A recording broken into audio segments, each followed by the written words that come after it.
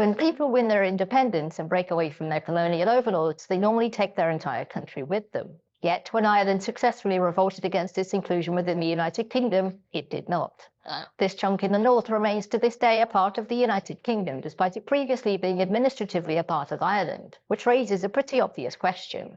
Why didn't Ireland take the north with it? Why is Ireland divided? Well, first of all, we need to go back to the 17th century. This was when the English and Scottish thrones were held by the same man, James I.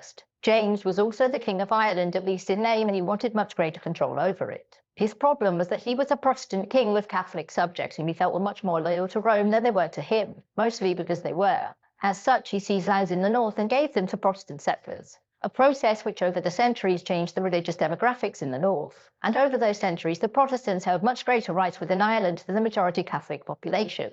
Political office was reserved for Protestants, whereas Catholics couldn't own land, nor could they practice their faith or speak their own language without harassment. In the early 19th century, British leadership feared rebellion and so passed numerous reform acts which gave many of these rights back to Catholics. As of the 1860s, there were those in Ireland who pushed for what was called Home Rule, which meant that Ireland would remain in the UK but with autonomy over the laws that governed it. The British said no and would continue to do so for the next 60 years. This position was buoyed by those living in the north who didn't see themselves as Irish but as British, and so opposed anything that could potentially separate Ireland from Westminster. In 1912, the pro-British population living in the north, called Unionists, signed what was called the Ulster Covenant. This was a document signed by 500,000 people, and it essentially threatened civil war if Ireland was given any autonomy. World War I gave both sides something else to think about briefly, but during the conflict, the Easter Rising broke out. This was a semi-spontaneous uprising which wasn't popular amongst the Irish and was put down quickly and brutally by the British. The brutality of the response, as well as the quick and not very professional execution of the uprising's leaders, further galvanised the Irish people against British rule. In 1918, elections were held in Ireland in which Sinn Féin, a pro-independence party, won an overwhelming victory. They created an Irish parliament and promptly declared independence, which meant war.